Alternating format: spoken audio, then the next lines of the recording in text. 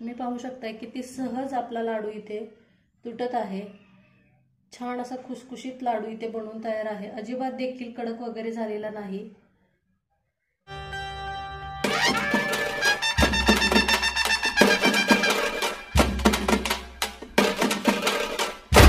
नमस्कार, Priya's Indian kitchen मध्ये सर्व खवय्यांचे मनापासून स्वागत। आज आपण बनवणार आहोत संक्रांती स्पेशल तिळाचे लाडू।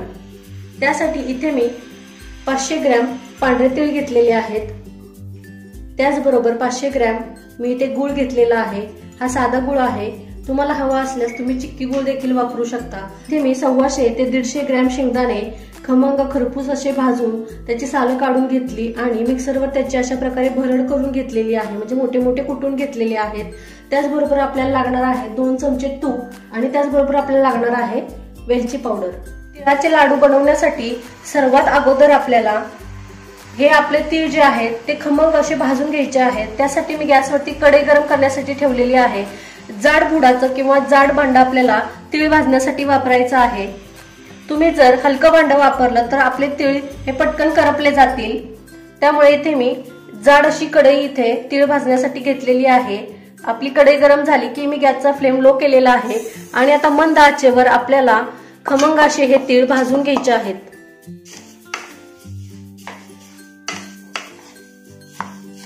5 minutes later.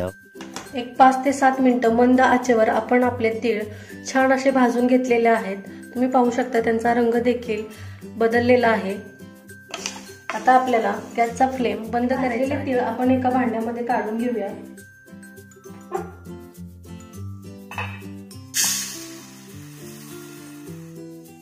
आपले तीळ भाजून झालेले आहेत। इथे मी 2 चमचे तूप घेत आहे।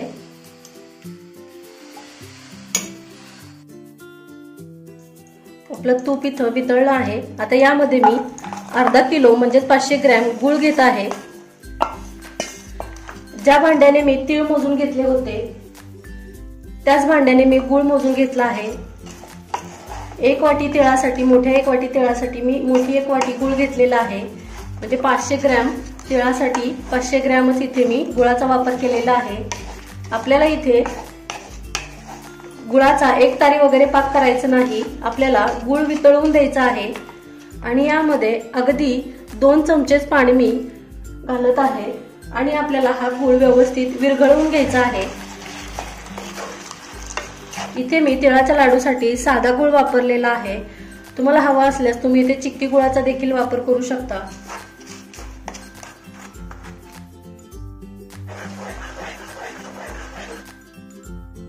5 ते 6 मिनिटांमध्ये इथे आपला गूळ व्यवस्थित असा विरघळलेला आहे। मी अशा प्रकारे एका भांड्यामध्ये पाणी घेतलेलं आहे, त्यामध्ये आपल्याला आता हा विरघळलेला गूळ टाकून चेक करायचा आहे।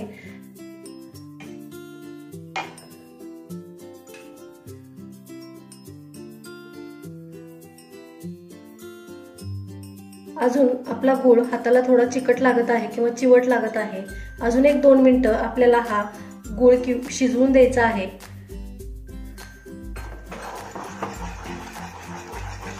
पाक आपल्या शिजण्यासाठी ठेवला होता जास्तीचे 2 मिनिटं। परत आता 2 मिनिटांनी आपण चेक करूया।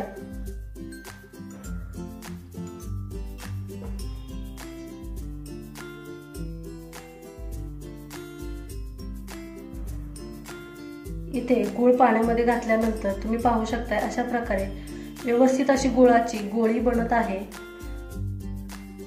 म्हणजे लाडूसाठी व्यवस्थित असा गूळ आपला तयार आहे किंवा पाक तयार आहे गुळाचा। आता या स्टेजला मी गॅसची फ्लेम बंद करत आहे आणि यामध्ये आपल्याला भाजलेले तीळ घालून घ्यायचे आहेत।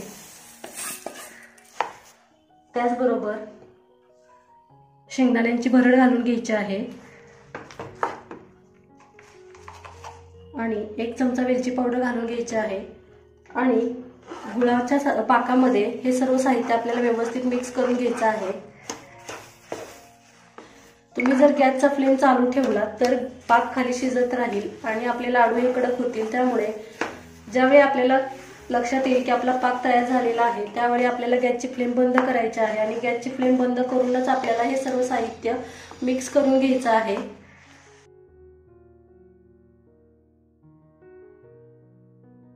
हे सर्व साहित्य मी गुळाच्या पाकामध्ये मिक्स करून घेतलेलं आहे। आता याचे आपल्याला लाडू वळून घ्यायचे आहेत। या स्टेजला जर तुम्हाला वाटलं की आपलं मिश्रण हे पातळ झालेलं आहे तर तुम्ही 2 मिनिटं गॅसच्या लो फ्लेमवरती हे सर्व साहित्य 2 मिनिटं परतवून घ्यायचं आहे आणि सुकं करून घ्यायचं आहे। हे मिश्रण गरम असल्यामुळे आपल्या हाताला चटके बसू शकतात, त्यामुळे अशा प्रकारे मी एका भांड्यामध्ये पाणी घेतलेलं आहे आणि त्या भांड्यामध्ये अगदी आपल्याला असे हात ओलसर करून घ्यायचे आहेत अशा पद्धतीने आणि आपल्याला लाडू वळायला सुरुवात करायची आहे। आणि तुम्ही पाहू शकता अगदी सहज आपला लाडू इथे वळला जातोय।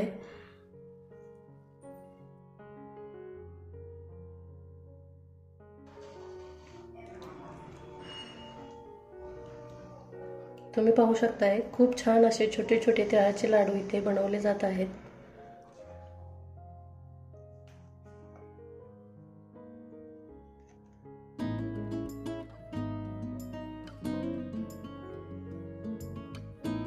तयार आहेत आपले खुसखुशीत असे तिळाचे लाडू। अशा पद्धतीने नक्की बनवून पहा, अजिबात देखील कडक होत नाहीत आणि 2 ते 3 महिने अगदी आरामशीर टिकतात। तुम्हाला माझी रेसिपी आवडली असेल तर व्हिडिओला लाईक करा, शेअर करा व चॅनलवरती नवीन असाल तर सबस्क्राईब करायला विसरू नका। भेटूया पुन्हा अशाच एका छान आणि चवदार अशा रेसिपी सोबत। तोपर्यंत काळजी घ्या, खात रहा आणि पाहत रहा प्रियाज इंडियन किचन। धन्यवाद।